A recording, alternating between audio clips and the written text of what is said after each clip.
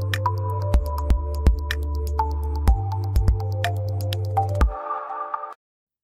student, welcome to e-learning. I'm Alok in front of you with the fifth chapter of your novel, The Canterbury Ghost by Oscar Wilde.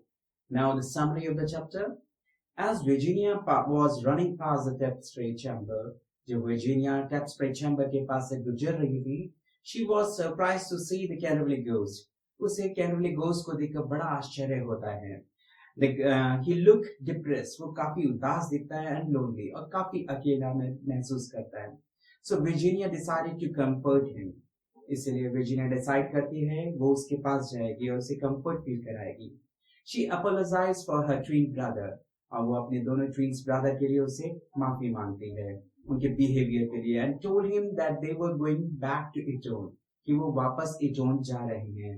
And now nobody will annoy him. और अब कोई उसे परेशान नहीं करेगा.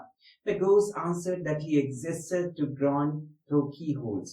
उसने देखा कि वो बताता है कि वो की होल से निकल के आया and walk about at night और रात को वो चलता है. The ghost narrated the story. वो अपनी कहानी भी बताता है वर्जीनिया को and told her that he killed his wife और बताता है कि उसने अपनी वाइफ की हत्या की है because she was careless in repair work. क्योंकि उसको घर के काम नहीं आते थे एंड हॉरिबल इन कुकिंग और बहुत ज्यादा गलत कुकिंग करती थी. As a result, और इसका नतीजा ये निकला, her brother had starved the ghost to death. उसके भाई ने उसकी हत्या कर दी थी. Virginia offered him a sandwich. Virginia उसे सैंडविच ऑफर करती है, which he refused, जिसे वो मना कर देता है. Virginia called him rude.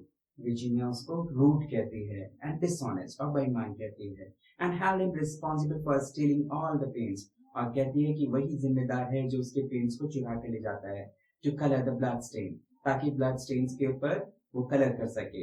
She was now left with the only indigo and Chinese white color क्योंकि अब उसके पास सिर्फ Chinese white और indigo कलर ही बचा है. She suggests that he can emigrate to America और वो उसे ये भी सजेशन देती है कि वो अमेरिका चले जाए to improve his mind ताकि वो अपने दिमाग का इलाज करा सके. The ghost requested her not to leave.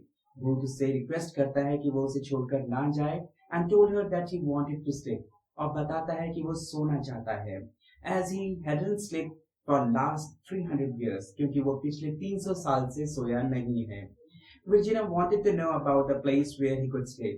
Virginia उनसे जानना चाहती है कि वो कौन सी जगह है जहां वो सो सकता है. He told her about the Garden of Death. फिर वो उसे बताता है कि वो Garden of Death है जहां उसको नींद आएगी जहां वह सो सकता है.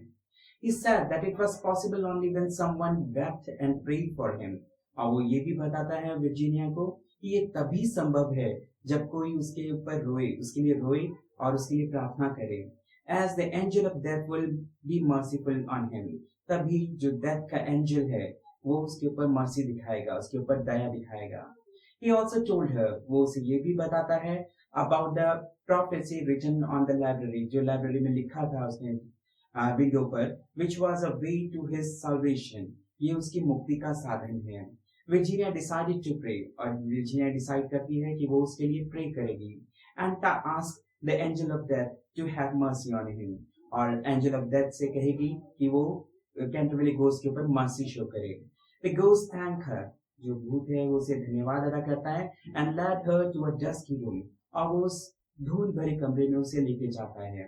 The wainscoting had closed behind them. और उनके पीछे जो wainscot होता है वो बंद हो जाता है and the tapestry chamber was empty. और tapestry chamber पूरा खाली रह जाता है. This was the summary of the 5th chapter of your novel, The Canterbury Ghost. If you like the video, press the like button and subscribe the channel. Thank you.